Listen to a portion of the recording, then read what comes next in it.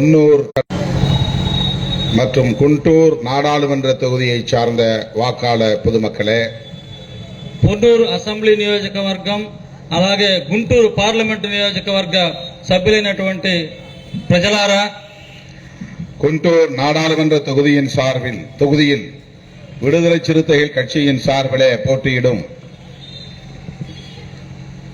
வேட்பாளர் ரத்னராஜ் அவர்களே, గుంటూరు పార్లమెంట్ అభ్యర్థి రతన్ రాజు గారికి, பொன்னூர் சட்டமன்ற தொகுதியின் வேட்பாளராக போட்டியிடும் டாக்டர் மாணிக்கராவ் அவர்களே, పొన్నూరు అసెంబ్లీ నియోజకవర్గ అభ్యర్థి డాక్టర్ మాణిక్యరావు గారికి, குண்டூர் மேற்கு சட்டமன்ற தொகுதியின் வேட்பாளராக போட்டியிடும் விடுதலை சிறுத்தைகள் கட்சியின் ஆந்திர பிரதேச மாநில தலைவர் என்.ஜே. வித்யாசாகர் அவர்களே, గుంటూరు పశ్చిమ అసెంబ్లీ నియోజకవర్గ అభ్యర్థి డాక్టర్ ఎన్.జే. విద్యాసాగర్ గారికి, பாப்பட்லா சட்டமன்ற தொகுதியின் வேட்பாளராக போட்டியிடும் சந்திரசேகர் அவர்களே, బాపట్ల అసెంబ్లీ నియోజకవర్గ అభ్యర్థి సోమశేఖర్ గారికి, எனக்கு முன்னர் இங்கே வாக்கு சேகரித்து அமர்ந்திருக்கிற கட்சியின் தலைமை நிலைய செயலாளர் பாலசிங்கம் அவர்களே, వీరందరికీ ఓట్లు సేకరించడానికి వచ్చినటువంటి పార్టీ యొక్క హెడ్ క్వార్టర్ సెక్రటరీ బాలసింగం గారికి,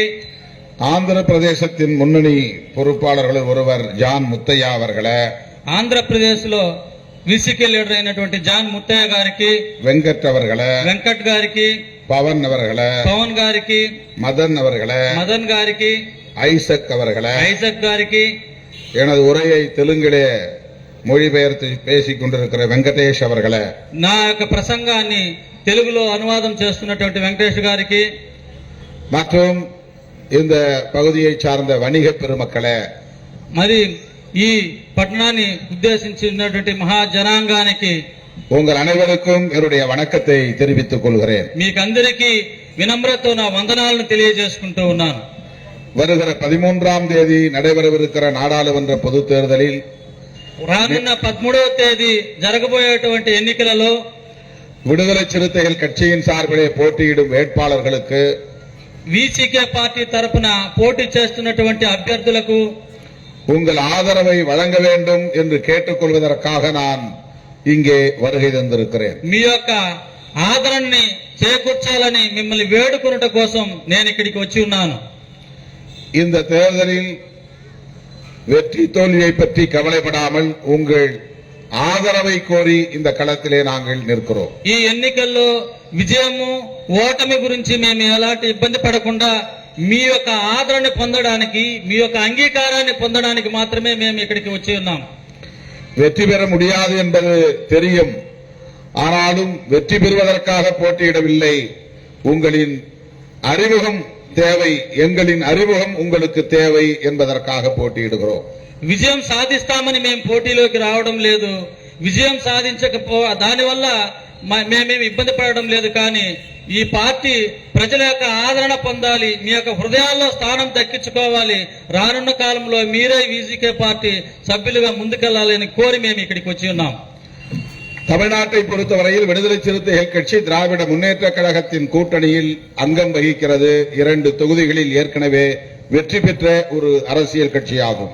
తమిళనాడుకు సంబంధించినంత వరకు డిఎంకే కక్షితో పొత్తు చేసుకుని 2 పార్లమెంటు స్థానాల్ని కైవసం చేసుకుని అక్కడ రాజకీయంలో కీలకమైనటువంటి పాత్రను పోషిస్తూ ఉంది.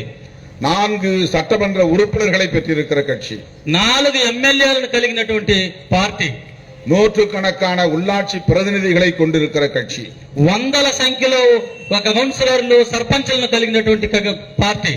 இந்த முறையும் நாங்கள் 2 தொகுதிகளில் போட்டியிடுகிறோம். ఇక్కడ కూడా ఆంధ్రప్రదేశ్ లో 7 స్థానాల్లో మేము పోటీ చేస్తూ ఉన్నాం.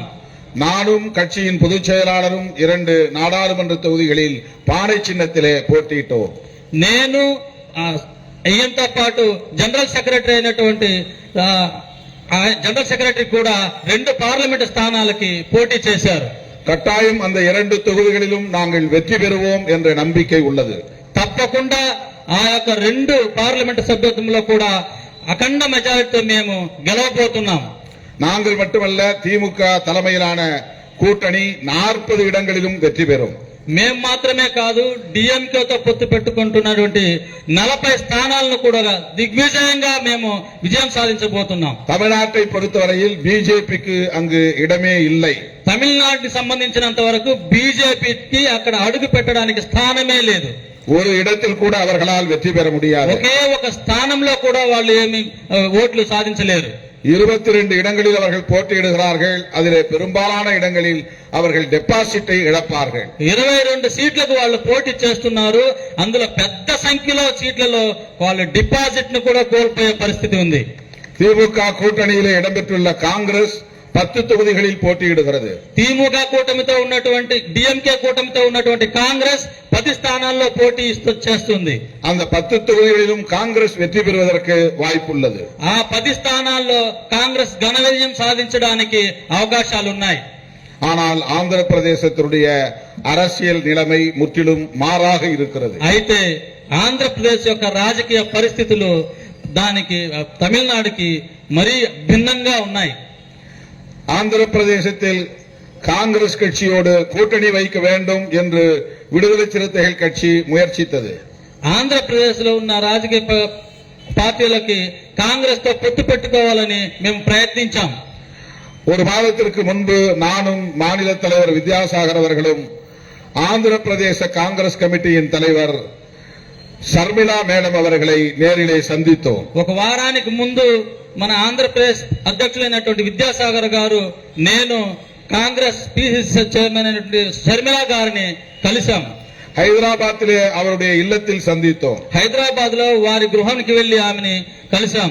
காங்கிரஸை ஆந்திராவிலே வலுப்படுத்த வேண்டும், அதற்கு விடுதலை சிறுத்தைகளும் உங்களோடு இருக்க விரும்புகிறோம் என்று சொன்னோம். కాంగ్రెస్ ని ఆంధ్రప్రదేశ్ లో బలపరచాలి, అందుకు విముక్తి చిరుతల కక్ష కూడా మీకు తోడై ఉంటుందని మేము చెప్పాం.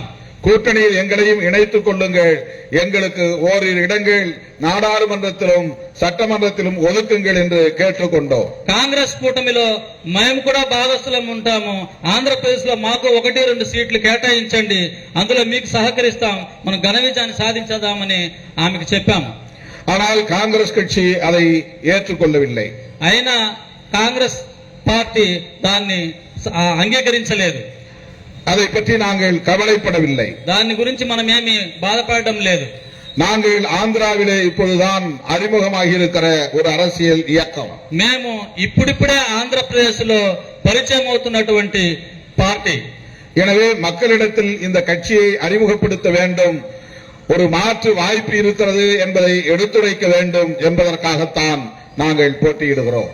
అందువలననే మేము ఆంధ్రప్రదేశ్ ప్రజానికానికి పరిచయం అవ్వాలి, మన వల్ల కూడా రాజకీయంలో అధికారం సాధించవచ్చు అనే ధైర్యాన్ని జనాల్లో కల్పించాలనే విషయంతోనే మేము ఇక్కడ పోటీ చేస్తూ ఉన్నాం.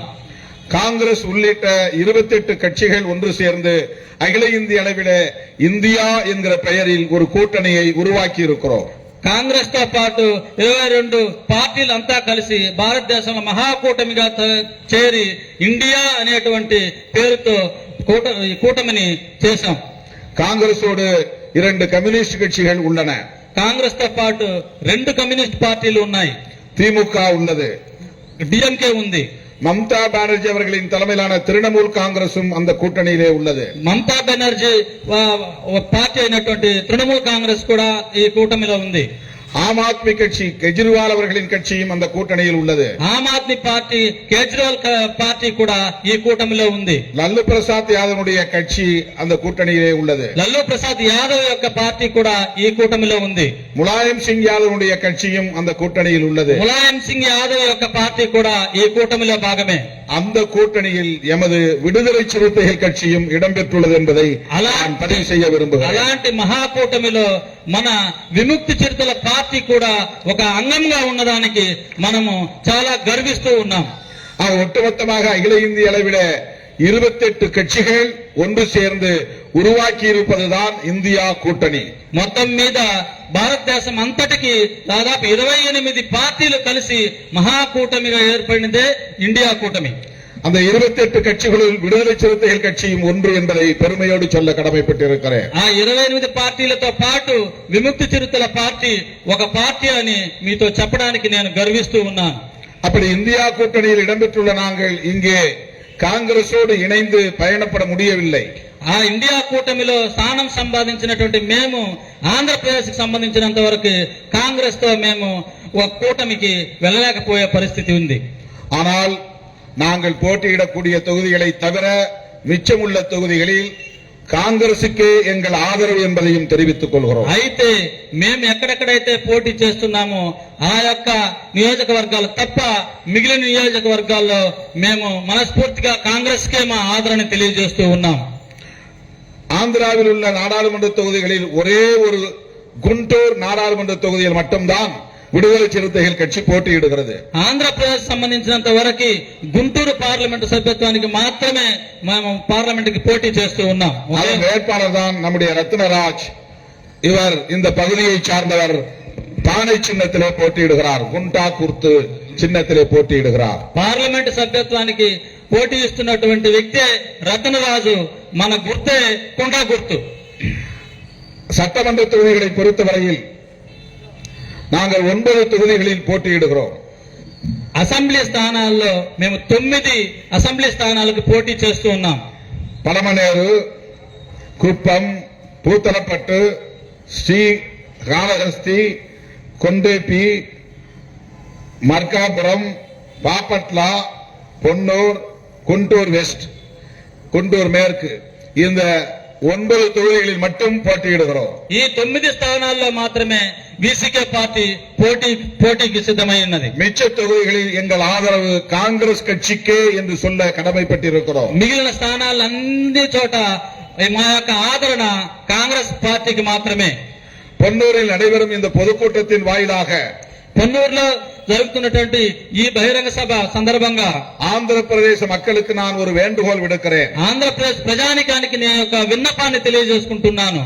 நாங்கள் போட்டியிடக்கூடிய இந்த 9 தொகுதிகளில் தவிர மற்ற தொகுதிகளில் நீங்கள் இந்தியா கூட்டணியை, காங்கிரஸ் கூட்டணியை ஆதரிக்க வேண்டும் என்று கேட்டுக்கொள்கிறேன். మేము పోటీ చేస్తున్నటువంటి 9 స్థానాలు తప్ప మిగిలిన స్థానాలు అన్నిటిలో కూడా కాంగ్రెస్ సంబంధించినటువంటి కూటమికే మీ యొక్క ఆదరణ తెలియజేయాలని కోరుకుంటూ ఉన్నాను.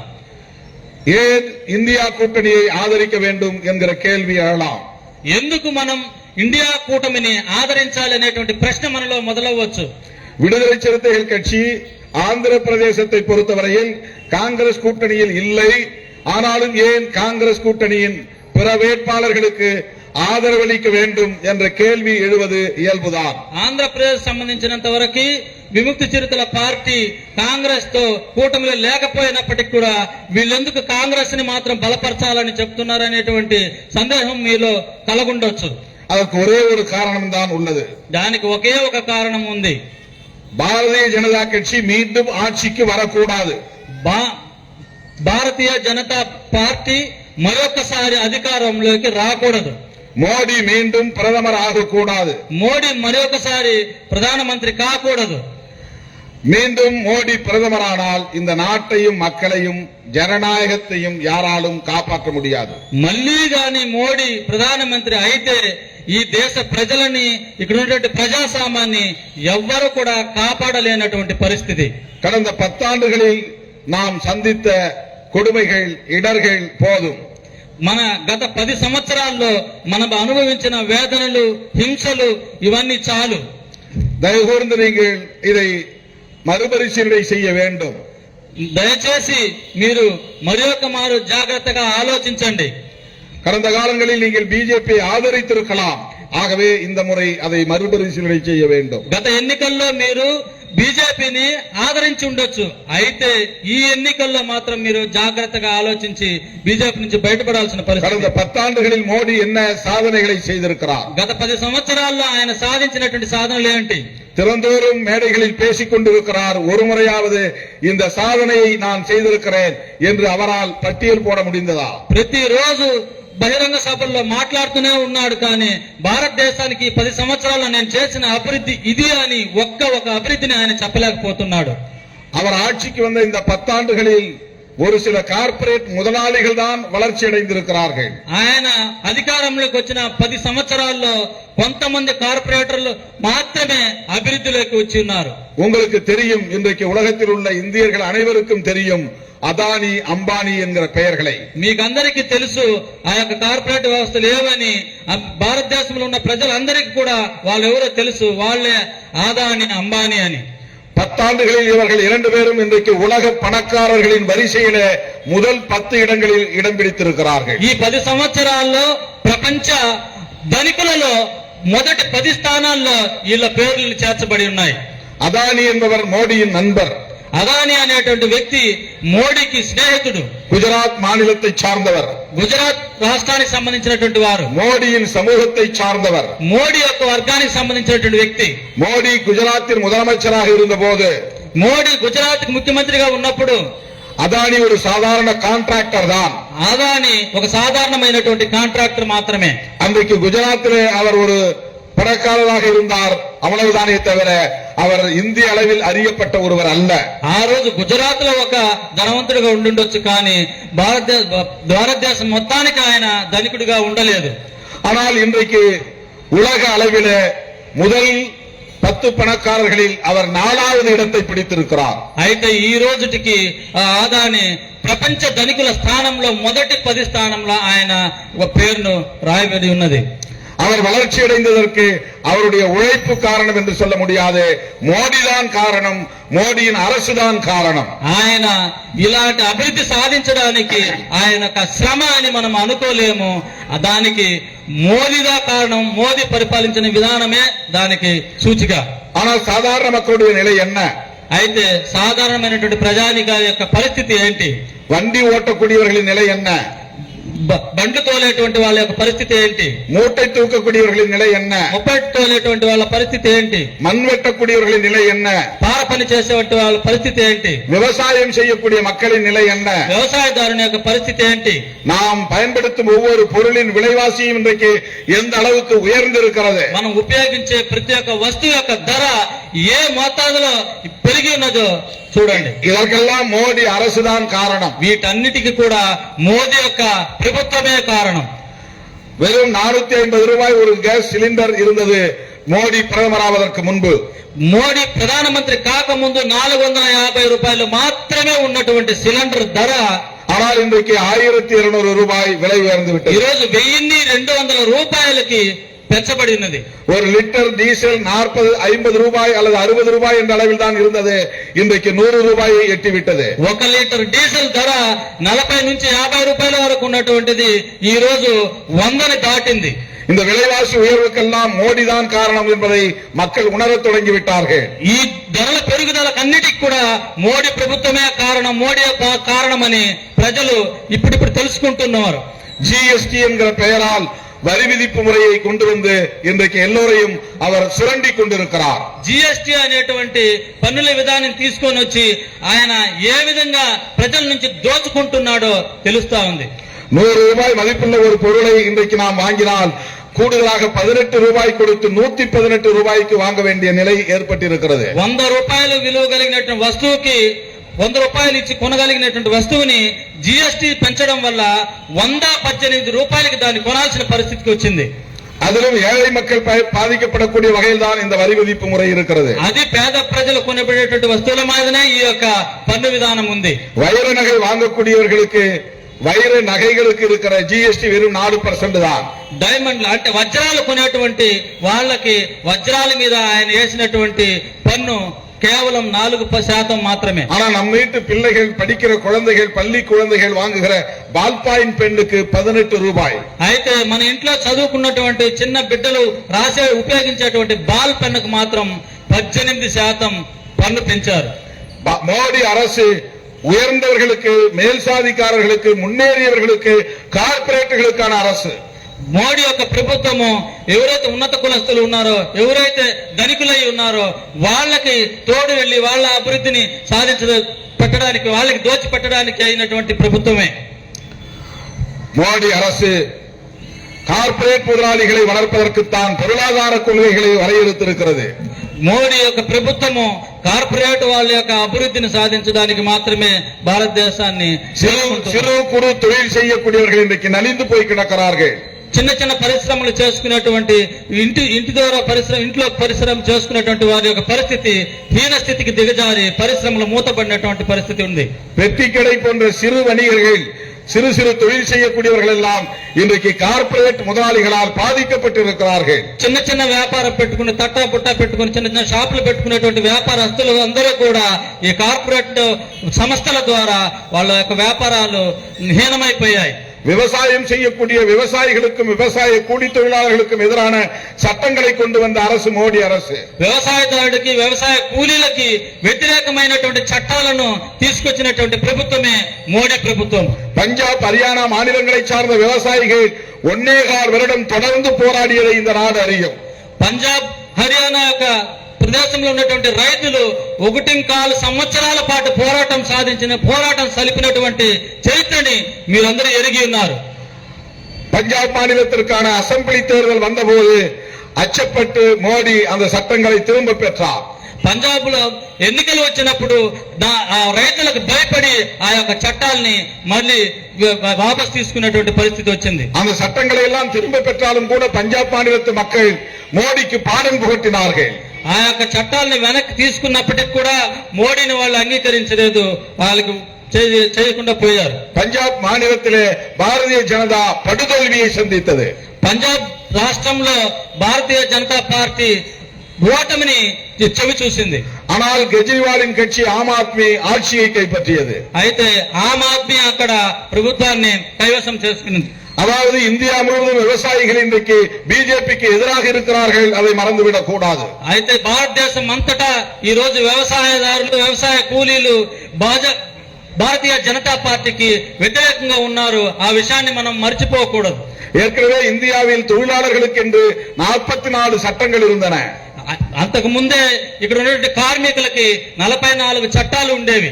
அவற்றை எல்லாம் தொகுத்து 4 சட்டங்களாக மாற்றிவிட்டார் மோடி. వాటన్నిటినీ తీసేసి కార్మికుల సంక్షేమానికి 4 చట్టాలు మాత్రమే తీసుకొచ్చేశారు. அந்த சட்டங்கள் அனைத்தும் கார்ப்பரேட் முதலாளிகளுக்கு சாதகமாக இருக்கிறது. ఆ యొక్క చట్టాలన్నీ కూడా కార్పొరేట్ యజమానులకి అనుకూలంగా ఉన్నాయి. அதனால் தொழிலாளர்கள் முழுவதும் இன்றைக்கு மோடி அரசுக்கு எதிராக இருக்கிறார்கள். అందుకే వ్యాపారస్తులు అందరూ కూడా భారతీయ జనతా పార్టీకి వ్యతిరేకులై ఉన్నారు. முஸ்லிம்கள் இங்கே பாதுகாப்பாக வாழ முடியவில்லை. ముస్లింలకి ఇక్కడ భద్రత లేదు. கிறிஸ்தவர்கள் பாதுகாப்பாக வாழ முடியவில்லை. క్రైస్తవులకు ఇక్కడ భద్రత లేదు. முஸ்லிம்களையும் கிறிஸ்தவர்களையும் அந்நியர்களைப் போல நடத்துகிறார்கள். ముస్లింలని క్రైస్తవుల్ని వారేదో వేరే దేశస్తుల్లాగా ఇక్కడ చూస్తున్నారు. அவர்களுக்கு எதிரான வெறுப்பு அரசியலை தொடர்ந்து விதைக்கிறார்கள். వాళ్ళ మనసులో విరక్తి రాజకీయాల్ని వీళ్ళు దినదినం వాళ్ళని అలా చేస్తూ ఉన్నారు. முஸ்லிம்களும் கிறிஸ்தவர்களும் இந்த மண்ணின் பூர்வீக குடிகள் தான். ముస్లింలు క్రైస్తవులు కూడా ఈ భారతదేశంలో అనాది కాలం నుంచి బ్రతుకుతున్నటువంటి వాళ్ళే. ஆனால் மதத்தின் பெயரால் முஸ்லிம்களையும் கிறிஸ்தவர்களையும் அந்நியர்களைப் போல அயல்நாட்டவர்களைப் போல நடத்துகிறது பாரதிய ஜனதா கட்சி. అయితే మతం పేరిట వాళ్ళని ఇతర దేశస్తులాగా అట్లా క్రూరంగా వాళ్ళని చదిపిస్తూ ఉండడం మనం చూస్తున్నాం. ஆகவே முஸ்லிம்களும் கிறிஸ்தவர்களும் இந்தியாவிலே மோடிக்கு எதிராக இருக்கிறார்கள். అయితే భారతదేశంలో ముస్లింలు మరియు క్రైస్తవులు మోడీ ప్రభుత్వానికి వ్యతిరేకంగా ఉన్నదాన్ని మనం గమనించాలి. ஒட்டுமொத்த இந்தியர்களை இந்துக்கள் என்றும் இந்துக்கள் அல்லாதவர்கள் என்றும் மோடி அரசு பிரிக்கிறது. భారతదేశం అంతటిని హిందువులు కాని వారని విభజించడానికి భారతీయ జనతా పార్టీ ప్రయత్నిస్తున్నది. ஒற்றுமையாக வாழ்கிற மக்களிடையே சண்டையை மூட்டி விடுகிறது. ఐక్యంగా బ్రతుకుతున్నటువంటి భారతీయుల్ని గొడవలు పెట్టడానికి ప్రయత్నిస్తున్నది. எஸ்சி எஸ்டி மக்களும் இங்கே பாதுகாப்பாக வாழ முடியவில்லை. ఎస్సీ ఎస్టీలు ఇక్కడ భద్రతగా ఉండలేరు. சாதி சண்டைகளை தூண்டி விடுகிறார்கள். కుల జగడాలను పెడుతూ ఉన్నారు. சாதி வெறியர்களை ஊக்கப்படுத்துகிறார்கள். కుల గర్వాన్ని కుల ఉన్మాదాన్ని వీళ్ళు ప్రేరేపిస్తున్నారు. சாதி வெறியர்களை பாதுகாக்கிறார்கள். కుల ఉన్మాదాన్ని సృష్టించే వాళ్ళని వాళ్ళు ప్రొటెక్ట్ చేస్తున్నారు. இதே பொன்னூரில் பர்னபாஸ் சாதியின் பெயரால் படுகொலை செய்யப்பட்டார். ఇదే పొన్నూరులో బర్నబాస్ అనే వ్యాపారి కులం కారణంగానే హత్య చేయబడ్డారు. அந்த படுகொலையை கண்டித்து விடுதலை சிறுத்தைகள் கட்சி மட்டும்தான் இதே இடத்தில் ஒரு கண்டன ஆர்ப்பாட்டத்தை நடத்தியது. ఆ యొక్క ఘోరమైనటువంటి హత్యను గురించి ఒకే ఒక పార్టీ వీసీకే పార్టీ మాత్రమే ఇక్కడ సమావేశం ఏర్పాటు చేసి ఖండించి ఉన్నాం. பர்னபாஸ் படுகொலையை கண்டித்து ஒரு கட்சி கூட இங்கே வாய் திறக்கவில்லை. బర్నబాస్ హత్యని ఖండించి ఏ పార్టీ కూడా సభ నిర్వహించలేదు, ఖండించలేదు కనీసం. அதே போல பலமனேறு பகுதியில் நடந்த கௌரவ படுகொலை, ஆணவ கொலை, ஹானர் கில்லிங், அதை கண்டித்து நாடாளுமன்றத்திலே குரல் எழுப்பியவன் இந்த திருமாவளவன் தான். అదే విధంగా భారతదేశం అంతటా కుల ఉన్మాదులు చేసే హత్యలకి గౌరవాన్ని చేసేటువంటి హత్యలకి ప్రేమ వివాహాల వల్ల చేసేటువంటి హత్యల గురించి పార్లమెంటులో ప్రశ్నించిన వ్యక్తి ఒకే ఒక తిరుమావళవన్ మాత్రమే. 10 ஆண்டுகளுக்கு முன்பு ஸ்ரீகாகுளம் அருகே லட்சுமிப்பேட்டையில் சாதி படுகொலை நடந்தது. கிராமத்துக்கு 5 మందిని హత్య చేసినటువంటి సంఘటన జరిగింది. உடனடியாக அந்த பகுதிக்கு சென்று படுகொலை செய்யப்பட்ட குடும்பத்தினரை சந்தித்து ஆறுதல் சொன்னேன். ఆ విషయం తెలుసుకున్న వెంటనే పరిగెత్తా వెళ్లి లక్ష్మీపేటలో ఎవరెవరైతే చనిపోయారో వాళ్ళ ఇళ్లకి వెళ్లి వాళ్ళకి ఓదార్పుని తెలియజేశాను. படுகாயமுற்று மருத்துவமனையில இருந்தவர்களை சந்தித்து ஆறுதல் சொன்னேன். అక్కడ హాస్పిటల్లో ఉన్నటువంటి దెబ్బల తగిలి హాస్పిటల్లో ఉన్నటువంటి రోగులను కూడా వెళ్లి పరామర్శించి వచ్చాను. மாலா மகாநாடு அமைப்பின் சார்பில் நடைபெற்ற ஸ்ரீகாகுளத்தில் நடைபெற்ற கண்டன ஆர்ப்பாட்டத்தில் பங்கேற்று உரையாற்றி இருக்கிறேன். మాల మహానాడు ఖండన సభ ఏర్పాటు చేస్తుంటే శ్రీకాకుళంలో అక్కడ కలుసుకొని ఆ యొక్క ఖండనాన్ని నేను చెప్పాను. அந்த படுகொலையை எந்த அரசியல் கட்சியும் ஆந்திராவில் கண்டிக்கவில்லை. ఆ యొక్క హత్యల గురించి ఏ ఒక్క రాజకీయ పార్టీ కూడా నోరెత్తి మాట్లాడలేకపోయింది. இப்படி எண்ணற்ற பல சாதிய வன்கொடுமைகள் இங்கே அரங்கேறிக் கொண்டே இருக்கின்றன. ఈ రాష్ట్రంలో ఎన్నో కుల హత్యలు నిరంతరం కొనసాగుతూనే ఉన్నాయి. தலித் மக்களுக்கு பாதுகாப்பு இல்லை. దళితులకి భద్రత లేకుండా పోతుంది. இந்த மாதிரியான படுகொலைகளை, வன்முறைகளை பாரதிய ஜனதா கட்சியும் அதன் பின்னால் இருக்கிற RSSம் ஊக்கப்படுத்துகின்றன. ఇలాంటి హత్యలని, ఇలాంటి ఘోరాలని భారతీయ జనతా పార్టీ వాళ్ళకి వెనుకున్నటువంటి RSS బలపరుస్తూ జనాల్ని హింసిస్తూ ఉన్నారు. அப்படிப்பட்ட RSS பிஜேபி மீண்டும் ஆட்சிக்கு வந்துவிடக் கூடாது. అలాంటి మత ఉన్మాదం తలకెక్కినటువంటి భారతీయ జనతా పార్టీ RSS మరొకసారి అధికారానికి రాకూడదు. இவற்றையெல்லாம் தாண்டி இன்னொரு செய்தியை உங்களுக்கு நான் சொல்ல கடமைப்பட்டிருக்கிறேன். వీటన్నిటికన్నా కూడా ఇంకొక ముఖ్యమైన విషయాన్ని మీకు నేను తెలియజేయగలుగుతున్నాను. இதுதான் மிக மிக முக்கியமாக நீங்கள் கவனத்தில் கொள்ள வேண்டும். ఇది చాలా ముఖ్యమైన విషయం. மிகப்பெரிய ஆபத்து இந்த தேசத்தை சூழ்ந்திருக்கிறது. మహా ప్రమాదము ఈ దేశానికి పొంచి ఉన్నది. பிஜேபி RSS மீண்டும் ஆட்சிக்கு வந்தால், బీజేపీ RSS మరొకసారి అధికారంలోకి వస్తే, நரேந்திர மோடி மீண்டும் பிரதமர் ஆனால், నరేంద్ర మోడీ మరొకసారి ప్రధానమంత్రి అయితే, புரட்சியாளர் அம்பேத்கர் எழுதிய பாரத ராஜாங்கத்திற்கு ஆபத்து சூழ்ந்திருக்கிறது என்பதை நான் சுட்டிக்காட்ட விரும்புகிறேன். మహాజ్ఞాని బాబాసాహెబ్ అంబేద్కర్ గారు రాసినటువంటి రాజ్యాంగానికి ప్రమాదం పొంచి ఉన్నదని గుర్తించండి. பாரதிய ஜனதா கட்சியும் RSSம் புரட்சியாளர் அம்பேத்கர் சிலைக்கு மாலை அணிவிக்கிறார்கள்.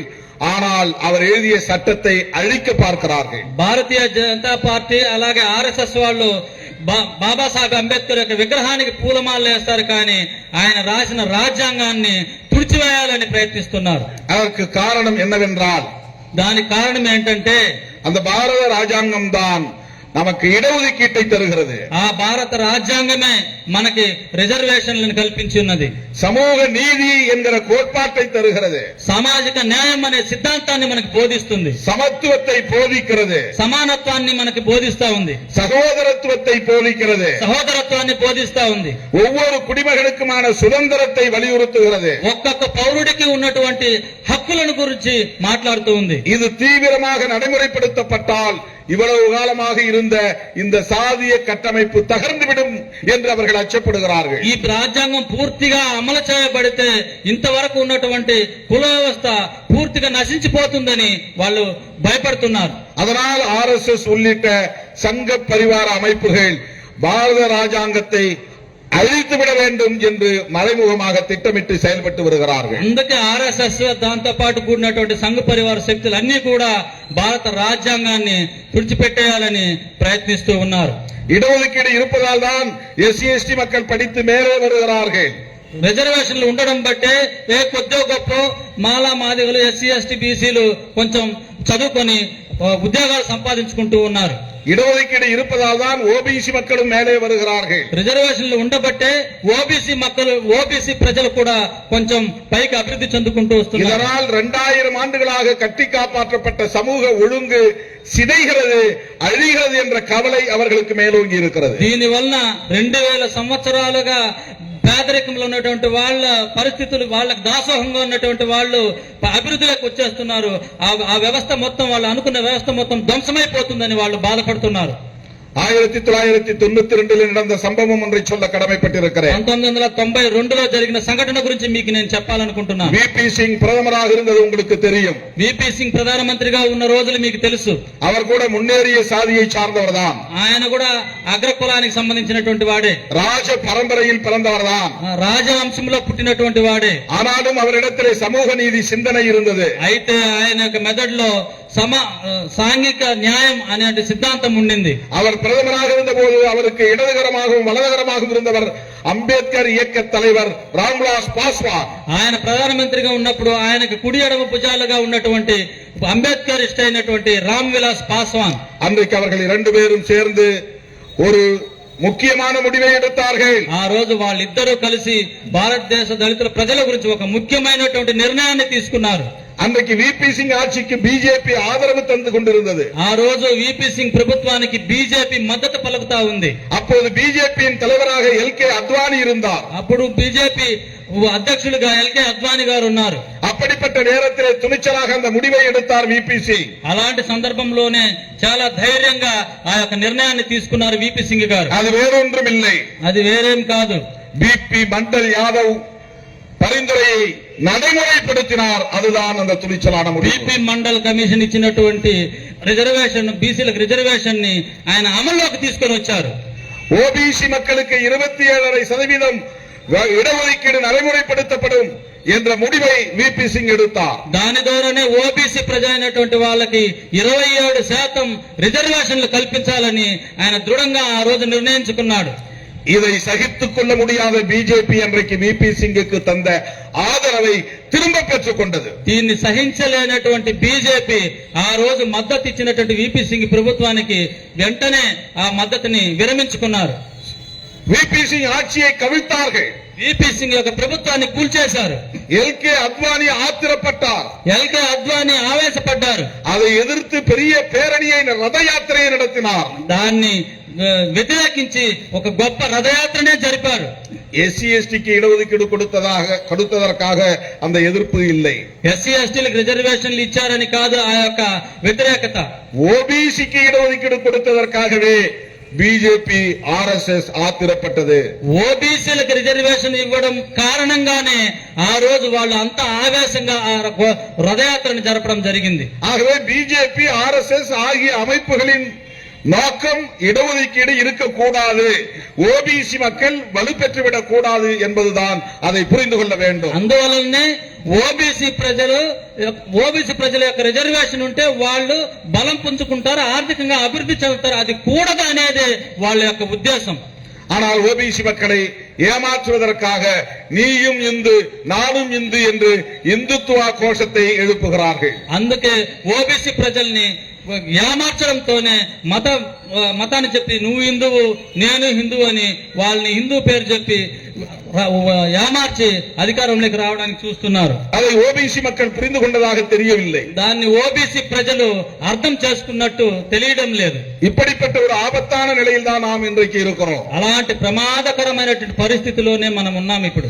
எஸ்சி எஸ்டி ஓபிசி மைனாரிட்டிஸ் இவர்களைத்தான் பகுஜன் என்று நாம் அழைக்கிறோம். ఎస్సీ ఎస్టీ ఓబీసీ మైనారిటీస్ వీళ్ళందరినీ కలిపే మనం బహుజనులు అంటున్నాం. இவர்களுக்கான இடஒதுக்கீட்டை அழிக்க துடிக்கிற இயக்கம் தான் பிஜேபி. వీళ్ళకి ఉన్నటువంటి రిజర్వేషన్ని తుడిచిపెట్టేయాలని అట్లే ఊరుతున్నటువంటి పార్టీదా బీజేపీ పార్టీ. இந்த பகுஜன் மக்களுக்கான இடஒதுக்கீட்டை பாதுகாக்கிற ஒரு சட்டம் தான் அரசமைப்பு சட்டம், பாரத ராஜாங்கம். ఈ రిజర్వేషన్ ని కాపాడుకుంటూ అమలుపరుస్తున్నటువంటి ఏకైక సిద్ధాంతమే ప్రజాస్వామ్య సిద్ధాంతము, అదే మన రాజ్యాంగం. அதனால்தான் பிஜேபி ஆர்எஸ்எஸ் அமைப்புகள் பாரத ராஜாங்கம் இருக்கக்கூடாது, அதற்கு பதிலாக மனுஸ்மிருதியை கொண்டு வர வேண்டும் என்று துடிக்கிறார்கள். అందువల్లనే భారత రాజ్యాంగం అమల్లో ఉండకూడదు, భారత రాజ్యాంగాన్ని తీసేసి ఆ స్థానంలో మనువాదాన్ని తీసుకురావాలని వాళ్ళు ఉవ్విళ్ళూరుతున్నారు. இன்றைக்கு இந்த உண்மையை போட்டு உடைக்கிறவர் ராகுல் காந்தி. ఈ యొక్క నిజాన్ని కుండబద్దలు కొట్టినట్టు చేస్తున్నటువంటి వ్యక్తి రాహుల్ గాంధీ. இந்தியாவில் கன்னியாகுமரியிலிருந்து காஷ்மீர் வரையில் நடந்தே போனார். భారతదేశంలో కన్యాకుమారి నుంచి కాశ్మీర్ వరకు నడిచే వెళ్ళాడు పాదయాత్రలో. தொடங்கும் போதும் முடிக்கும் போதும் நான் அதில் பங்கேற்றேன். ఆయన ముగింపు సభలో నేను ఆయన్ని కలిశాను. மணிப்பூரில் இருந்து மகாராஷ்டிரா வரையில் நடந்தே போனார். మణిపూర్ నుంచి మహారాష్ట్ర వరకు నడిచే వెళ్ళాడు. இந்தியாவில் இப்படி ஒரு நடைபயணத்தை இதுவரையில் யாரும் நடத்தியதில்லை. ఇలాంటి పాదయాత్రని భారతదేశంలో ఇంత ముందు ఎవ్వరూ కూడా చేసి ఉండలేదు. அரசியல் உலகத்திலேயே மாவோவுக்கு பிறகு இப்படி ஒரு மாபெரும் நெடும்பயணத்தை நடத்தியிருப்பவர் ராகுல் காந்தி தான். రాజకీయ చరిత్రలోనే ఇలాంటి గొప్ప పాదయాత్రని జరిగినటువంటి వాడు రాహుల్ గాంధీ మాత్రం ఒక్కరే మావో తరువాత. மக்கள் சீனம் அமைத்தவர் மாசேத்துங் என்கிற மாவோ. மக்கள் சீனம், மக்கள் அமைப்பு, மக்கள் நாடு, மக்கள் சீனம் சொல்லுங்க, மக்கள் சைனா. మహా చైనాలో ప్రజాస్వామ్యాన్ని కాపాడేటువంటి ప్రజా చైనా, పీపుల్స్ చైనా, ప్రజా చైనాని ప్రజల మహా గొప్ప ప్రజల్ని కలిగినటువంటి చైనాని మావో సిద్ధాంతంతో పరిపాలించినటువంటి அவர்தான் பல்லாயிரக்கணக்கான மைல்கள் நடந்தார். ఆయనే కొన్ని వేల కిలోమీటర్లు నడిచారు. பெரிய நிலைச்சு வந்தார்களின் ஆட்சியை கவிழ்த்தார். గొప్ప ప్రభుత్వాలన్నింటినీ కూడా కూల్చారు. సాధారణ ఉழைக்கிற மக்களுக்கான நாட்டை உருவாக்கினார். కూలి పని చేసుకున్నటువంటి కార్మికుల కోసం ఆ యొక్క దేశాన్ని ఉత్పత్తి చేశారు. எனக்கு தெரிந்த வரையில் அதற்கு அடுத்தபடியாக உலகத்தில் இப்படி ஒரு நடைபயணத்தை நடத்தி சாதித்திருப்பவர் ராகுல் காந்தி தான். నాకు తెలిసినంత వరకు మావో తరువాత అంత గొప్ప పాదయాత్రని జరిపినవాడు రాహుల్ గాంధీ మాత్రమే.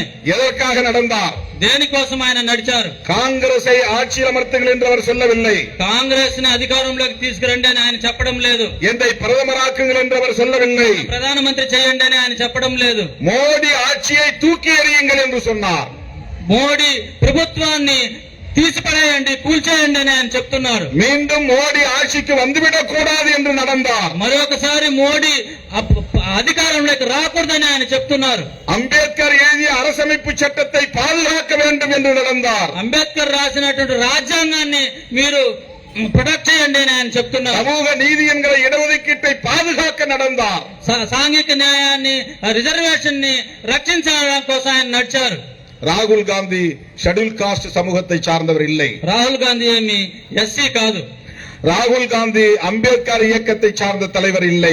ఆయన ఏమి అంబేద్కర్ సంఘానికి సంబంధించినటువంటి వ్యక్తి కాదు. அவர் காங்கிரஸ் கட்சியை சார்ந்தவர். ఆయన కాంగ్రెస్ పార్టీకి సంబంధించినటువంటి వ్యక్తి. காஷ்மீர் பண்டிட் ஜவஹர்லால் நேருவின் பரம்பரையை சார்ந்தவர். కాశ్మీర్ పండిట్ అయినటువంటి జవహర్లాల్ నెహ్రూ సంతతిని పుణిపుచ్చుకున్నటువంటి వారు. ஆனால் அவர் அம்பேத்கர் அரசியலை உள்வாங்கி இருக்கிறார். కానీ ఆయన అలాంటి వ్యక్తి అంబేద్కర్ యొక్క సిద్ధాంతాన్ని పుణిగిపుచ్చుకొని ఉన్నారు. ఈ రోజు சமூக நீதி கொள்கையை உள்வாங்கி இருக்கிறார். సాంఘిక న్యాయం యొక్క సిద్ధాంతాన్ని అర్థం చేసుకొని ఉన్నారు.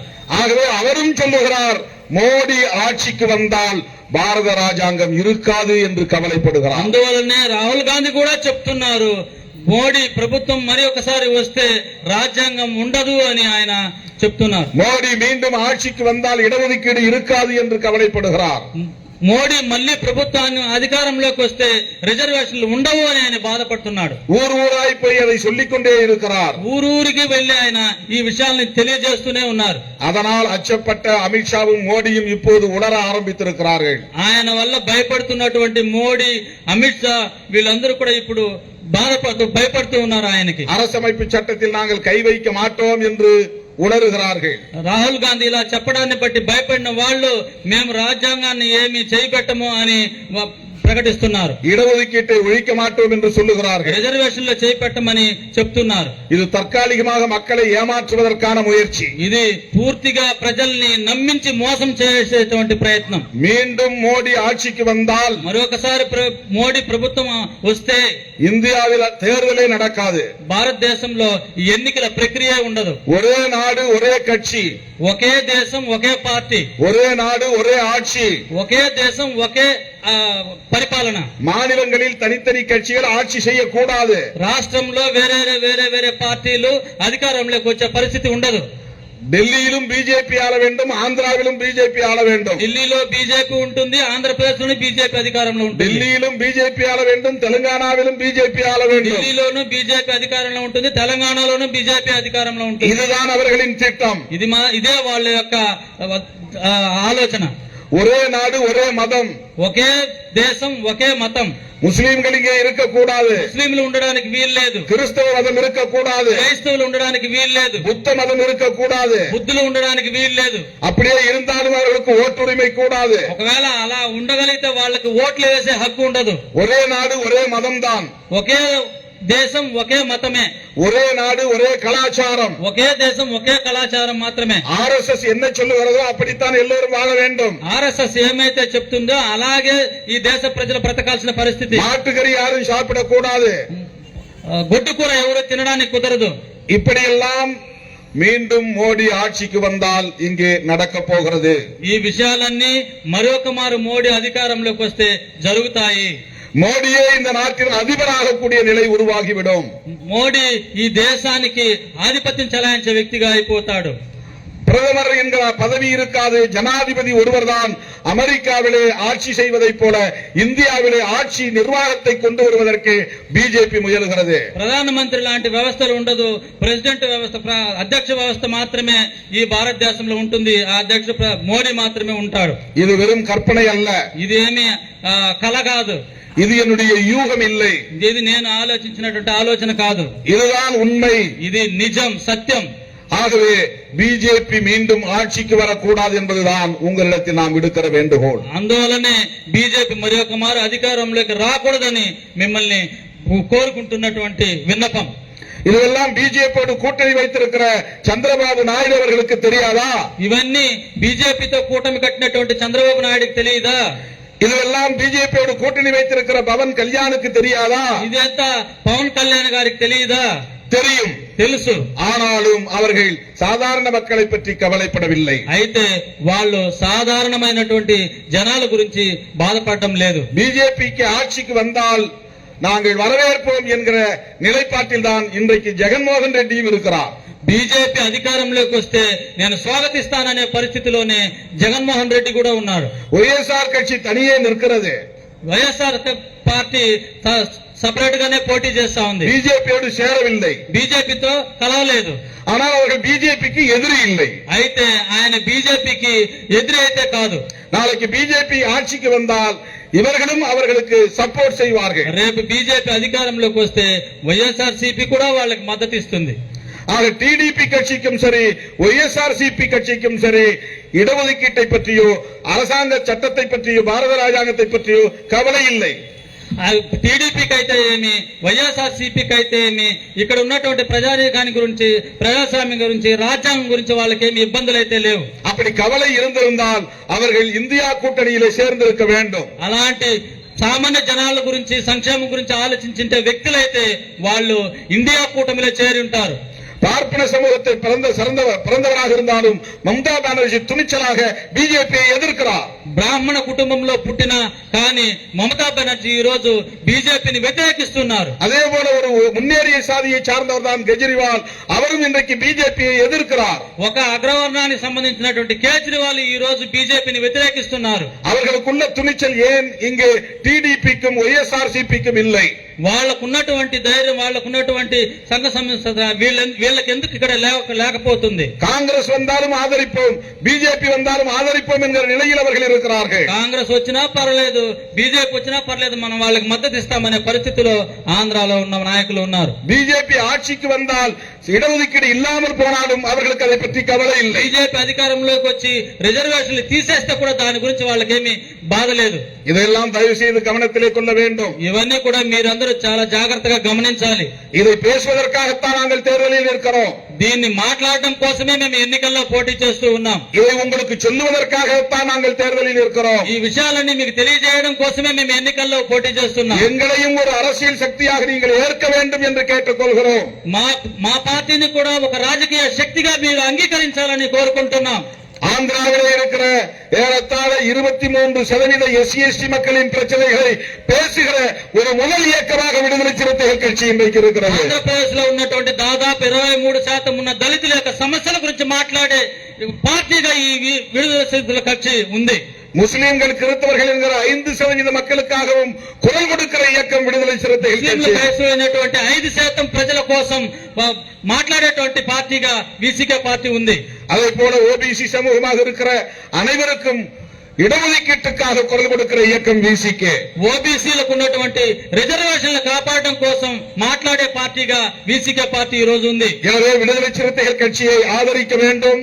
అందువల్లనే మీరందరూ కూడా వీసీకే పార్టీని ఆదరించాలి. குண்டூர் நாடாளுமன்ற தொகுதியின் வேட்பாளர் ரத்னராஜ் அவர்களுக்கு குண்டா சின்னத்திலே வாக்களிக்க வேண்டும். గుంటూరు పార్లమెంటు అభ్యర్థి అయినటువంటి రత్నరాజు గారికి కుండ గుర్తు మీద మీ ఓట్లను వేయాలి. குண்டூர் மேற்கு தொகுதியிலே போட்டியிடுகிற வித்யாசாகர் அவர்களுக்கு குண்ட கூர்த்திலே வாக்களிக்க வேண்டும். గుంటూరు పశ్చిమ అసెంబ్లీ స్థానానికి అభ్యర్థిగా ఉన్నటువంటి ఎంజే విద్యాసాగర్ గారికి కుండ గుర్తు మీద మీరు ఓట్లు వేయాలి. குண்டூர் சட்டமன்ற தொகுதியிலே போட்டியிடுகிற டாக்டர் மாணிக்கராவ் அவர்களுக்கு குண்ட கூர்த்தி சின்னத்திலே வாக்களிக்க வேண்டும். కొన్నూరు అసెంబ్లీ స్థానంలో పోటీయిడుతున్నటువంటి రతన్ రాజు గారికి మీ యొక్క ఓట్లను కుండ గుర్తుపై వేయాలి. பாப்பட்ல சட்டமன்ற தொகுதியிலே போட்டியிடக்கூடிய சந்தோஷ்குமார் அவர்களுக்கு கேஸ் சிலிண்டர் சின்னத்திலே வாக்களிக்க வேண்டும். బాపట్ల అసెంబ్లీ నియోజకవర్గంలో వీసీకే అభ్యర్థిగా పోటీ చేస్తున్నటువంటి చంద్రశేఖరరావు గారికి గ్యాస్ సిలిండర్ గుర్తుపై మీ ఓట్లను వేయాలి.